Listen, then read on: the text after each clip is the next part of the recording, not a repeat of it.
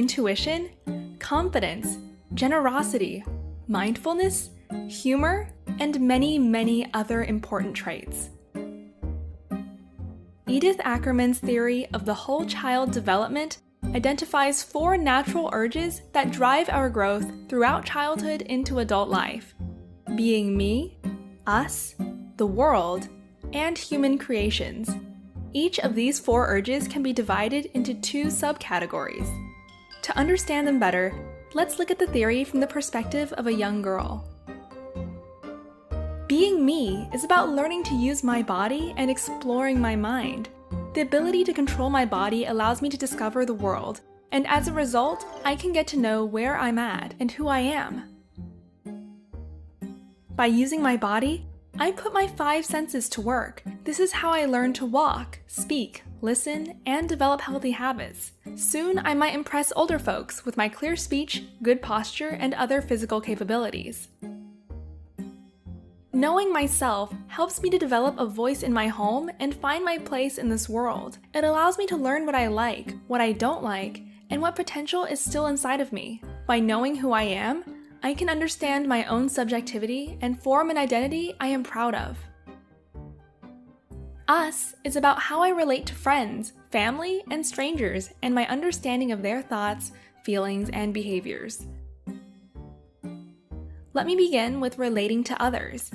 As a child, I seek the love, attention, and respect from my parents. But I also have a fundamental natural urge to have social interactions with others. That means I need to learn to share and care so I can belong. One day, I want to become a respected member of a group while keeping my own identity. Understanding others is another thing. I want to learn about my friends and their emotions. Intentions, ways of thinking, and behaviors interest me. I want to learn to move away from my own limited point of view and integrate other people's perspective to develop a more complex understanding of morality and social problems. Making sense of the world means figuring out how things work. That's why we play. Through exploration, I quench my thirst for seeking logic and discover this universe. Adults call it exploring and investigating. We call it play.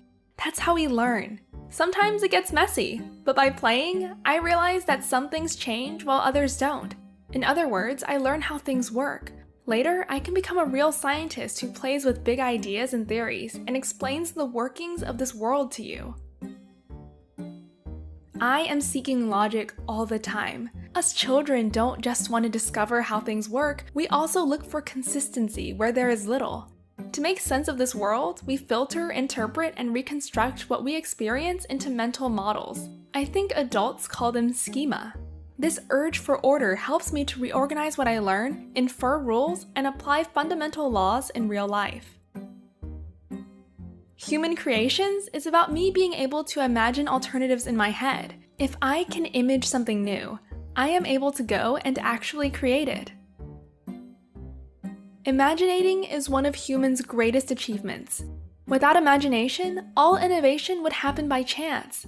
That's why I need fantasy and a lot of free time to play pretend. This way, I will learn to think out of the box.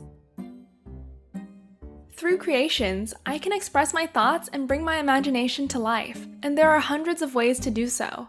I can create atmosphere with my voice, ideas with my head, and pictures that I paint with my hand. If I am given the space, I can create cozy rooms beneath the kitchen table, or one day, when I'm older, design an entire house.